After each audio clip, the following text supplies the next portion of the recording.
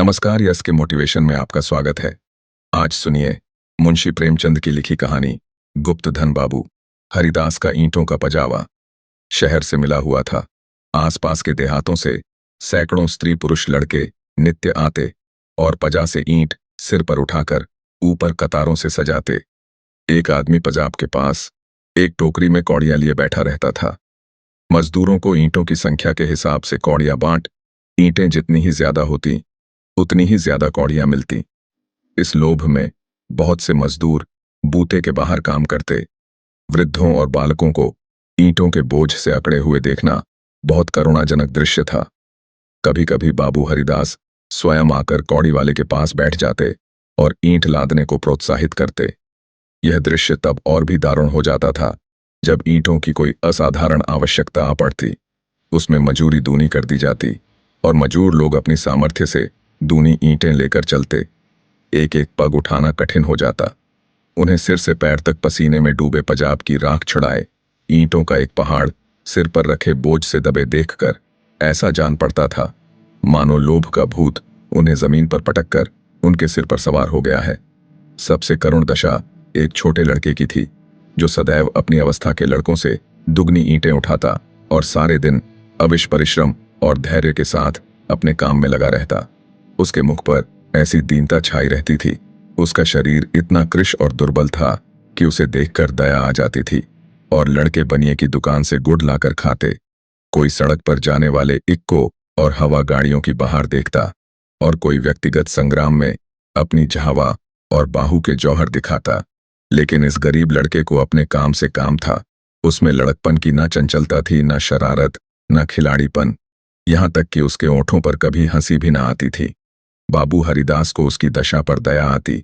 कभी कभी कौड़ी वाले को इशारा करते कि उसे हिसाब से अधिक कड़ियां दे दो। कभी कभी वे उसे कुछ खाने को दे देते। एक दिन उन्होंने उस लड़के को बुलाकर अपने पास बैठाया और उसके समाचार पूछने लगे। झांत हुआ कि उसका घर पास ही के गांव में है। घर में एक वृद्धा माता के सिवा कोई नहीं है और वह वृद्धा भी किसी पुराने रोग से ग्रस्त रहती है। घर का सारा भार इसी लड़के के सिर था। कोई उसे रोटियां बनाकर देने वाला भी न था।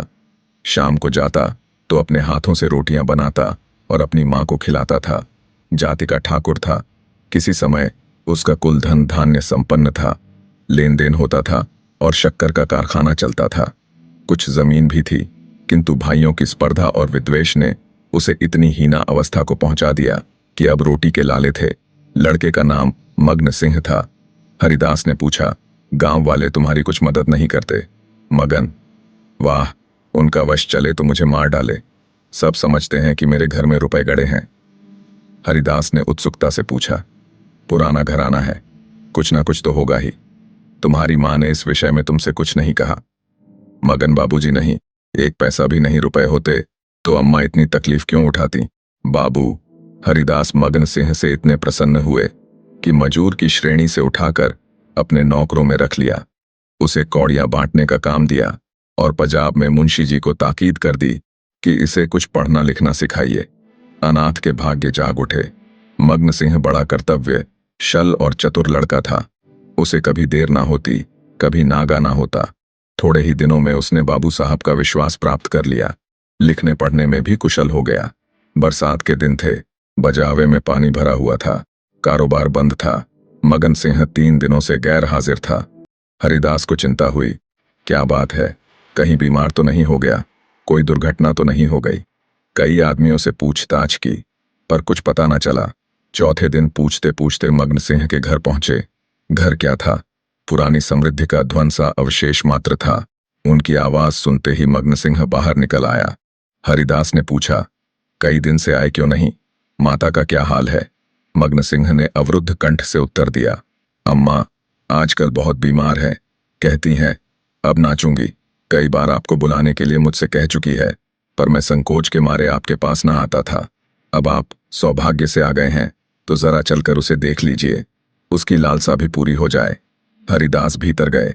सारा घर भौतिक निसारता का परिचायक था।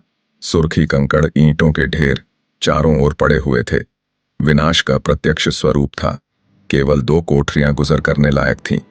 मग्न सिंह ने एक कोठरी की ओर उन्हें इशारे से बताया। हरिदास भीतर गए तो देखा कि वृद्धा एक सड़े हुए काठ के टुकड़े पर पड़ी कराह रही है। उनकी आहट पाते ही आंखें खोलीं और अनुमान से पहचान गई। बोली, आप आ गए। बड़ी दया की, आपके दर्शनों की बड़ी अभिलाषा थी। मेरे अनाथ बालक के नाथ अब आप ही हैं। जैसे आपने अब तक उसकी रक्षा की है, वह निगाह उस पर सदैव बनाए रखिएगा।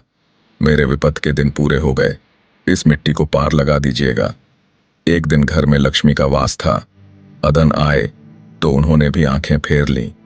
पुरखों ने इसी दिन के लिए कुछ थाती धरती माता को सौंप दी थी। उसका बीज बड़े यत्न से रखा था, पर बहुत दिनों से उसका कहीं पता न लगता था। मगन के पिता ने बहुत खोजा, पर ना पा सके, नहीं तो हमारी दशा इतनी हीन ना होती। आज 3 दिन हुए मुझे वह बीजक आप रद्दी कागजों में मिल गया। तब से उसे छिपा कर रखे हुए हूं। मग्न बाहर है। मेरे सिरहाने जो संदूक रखी है, उसी में वह बीजक है। उसमें सब बातें लिखी हैं। उसी से ठिकाने का भी पता चलेगा। अवसर मिले तो उसे खुदवा डाली मग्न को दे दीजिएगा। यही कहने के लिए आपको बार बार बुलवा थी। आपके सिवा मुझे किसी पर विश्वास न था। संसार से धर्म उठ गया, किसकी नियत पर भरोसा किया जाए। हरिदास ने बीजक का समाचार किसी से न कहा। नियत बिगड़ गई, दूध में मक्खी पड़ गई। बीजक से झांत हुआ कि धन उस घर से 500 डग पश्चिम की ओर एक मंदिर के चबूतरे के नीचे है। हरिदास धन को भोगना चाहते थे, पर इस तरह की किसी को कानो कान खबर ना हो। काम कष्ट साध्य था, नाम पर धब्बा लगने की प्रबल आशंका थी। जो संसार में सबसे बड़ी यंत्रणा है, कितनी घोर नीचता थी। जिस अनाथ की रक्षा की, जिसे बच्चे की भांति पाला, उसके साथ विश्वासघात कई दिनों तक आत्मवेदना की पीड़ा सहते रहे। अंत में कुतर्कों ने विवेक को परास्त कर दिया। मैंने कभी धर्म का परित्याग नहीं किया और ना कभी करूंगा। क्या कोई ऐसा प्राणी भी है जो जीवन में एक बार भी विचलित ना हुआ हो? यदि है तो वह मनुष्य नहीं, देवता है। मैं मनुष्य हूं, मुझे देवताओं की पंक्ति में बैठने का दावा नहीं है। मन को समझाना, बच्चे को फुसलाना है। हरिदास सांझ को सैर करने के लिए घर से निकल जाते। जब चारों ओर सन्नाटा छा जाता तो मंदिर के चबूतरे पर आ बैठते और एक कुदाली से उसे खोदते। दिन में 2-1 बार इधर उधर ताक झांक करते कि कोई चबूतरे के पास खड़ा तो नहीं है, कि निस्तब्धता में उन्हें अकेले बैठे ईंटों को हटाते हुए उतना ही भय होता था जितना किसी भ्रष्ट वैष्णव को आमिष भोजन से होता है। चबूतरा लंबा चौड़ा था। उसे खोदते 1 महीना लग गया और अभी आधी मंजिल भी तय ना हुई। इन दिनों उनकी दशा उस पुरुष की सी थी जो कोई मंत्र जगा रहा हो। चित्त पर चंचलता छाई रहती, आंखों की ज्योति तीव्र हो गई थी। बहुत गुमसुम रहते, मानो ध्यान में हो, किसी से बातचीत ना करते। अगर कोई छेड़ कर और बात करता तो झुंझला पड़ते। पजाब की ओर बहुत कम जाते। विचारशील पुरुष थे। आत्मा बार बार इस कुटिल व्यापार से भागती। निश्चय करते कि अब चबूतरे की ओर ना जाऊंगा, पर संध्या होते ही उन पर एक नशा सा छा जाता। बुद्धि विवेक का अपहरण हो जाता। जैसे कुत्ता मार खाकर थोड़ी देर के बाद टुकड़े की लालच में जा बैठता है, वही दशा उनकी थी। यहां तक कि दूसरा मास भी व्यतीत हुआ। अमावस की रात थी। हरिदास मलिन हृदय में बैठी हुई काली मां की भांति चबूतरे पर बैठे हुए थे। आज चबूतरा खुद जाएगा। जरा देर तक और मेहनत करनी पड़ेगी। कोई चिंता नहीं। घर में लोग चिंतित हो रहे होंगे, पर अभी निश्चित हुआ जाता है कि चबूतरे के नीचे क्या है। पत्थर का तहखाना निकल आया तो समझ जाऊंगा कि धन अवश्य होगा। तहखाना ना मिले तो मालूम हो जाएगा कि सब धोखा ही धोखा है। कहीं सचमुच तहखाना ना मिले तो बड़ी दिल लगी हो, मुफ्त में उल्लू बनूं, पर नहीं। कुदाली खटखट बोल रही है। हाँ, पत्थर की चट्टान है। उन्होंने टटोल कर देखा, भ्रम दूर हो गया। चट्टान थी, तहखाना मिल गया। लेकिन हरिदास खुशी से उछले कूदे नहीं। आज वे लौटे तो सिर में दर्द था। समझे, थकान है, लेकिन यह थकान नींद से ना गई। रात को ही उन्हें जोर से बुखार हो गया। 3 दिन तक में पड़े रहे, किसी दवा से फायदा ना हुआ। इस रुग्णाथ को बार बार भ्रम होता था, कहीं यह मेरी तृष्णा का दंड तो नहीं है। जी मैं आता था, मगन सिंह को बीजक दे दूं और क्षमा की याचना करूं, पर भंडाफोड़ होने का भय मुंह बंद कर देता था। न जाने ईसा के अनुयायी अपने पादरियों के सम्मुख कैसे अपने जीवन भर के पापों की कथा सुनाया करते थे। हरिदास की मृत्यु के पीछे यह बीजक उनके पुत्र प्रभुदास के हाथ लगा। बीजक मग्न सिंह के पुरखों का लिखा हुआ है। इसमें लेश मात्र भी संदेह न था। लेकिन उन्होंने सोचा, पिताजी ने कुछ सोचकर ही इस मार्ग पर पग रखा होगा। वे कितने नीतिपरायण, कितने सत्यवादी पुरुष थे। उनकी नीयत पर कभी किसी को संदेह नहीं हुआ। जब उन्होंने इस आचार को घृणित नहीं समझा, तो मेरी क्या गिनती है। कहीं यह धन हाथ आ जाए तो कितने सुख से जीवन व्यतीत हो। शहर के अर्क को दिखा दूं कि धन का सदुपयोग क्यों कर होना चाहिए। बड़े बड़ों का सिर नीचा कर दूं, कोई आंखें ना मिला सके। इरादा पक्का हो गया। शाम होते ही वे घर से बाहर निकले। वही समय था, वही चौक आंखें थीं और वही तेज कुदाली थी। ऐसा झांत होता था मानो हरिदास की आत्मा इस नए भेष में अपना काम कर रही है। चबूतरे का धरातल पहले ही खुद चुका था। अब संगीन तहखाना था। जोड़ों को हटाना कठिन था। पुराने जमाने का पक्का मसाला था। कुल्हाड़ी उचट उचट कर लौट आती थी। कई दिनों में ऊपर की दरारें खुली, लेकिन चट्टानें जरा भी न हिली। तब वह लोहे की छड़ से काम लेने लगे, लेकिन कई दिनों तक जोर लगाने पर भी चट्टानें ना खिसकी। सब कुछ अपने ही हाथों करना था। किसी से सहायता ना मिल सकती थी। यहां तक कि फिर वही अमावस्या की रात आई। प्रभुदास को जोर लगाते 12 बज गए और चट्टानें भाग्य रेखाओं की भांति अटल थी। पर आज इस समस्या को हल करना आवश्यक था। कहीं तहखाने पर किसी की निगाह पड़ जाए तो मेरे मन की लालसा मन ही में रह जाए। वह चट्टान पर बैठकर सोचने लगे, क्या करूं। बुद्धि कुछ काम नहीं करती। सहसा उन्हें एक युक्ति सूझी, क्यों ना बारूद से काम लूं। इतने अधीर हो रहे थे कि कल पर इस काम को ना छोड़ सके। सीधे बाजार की तरफ चले।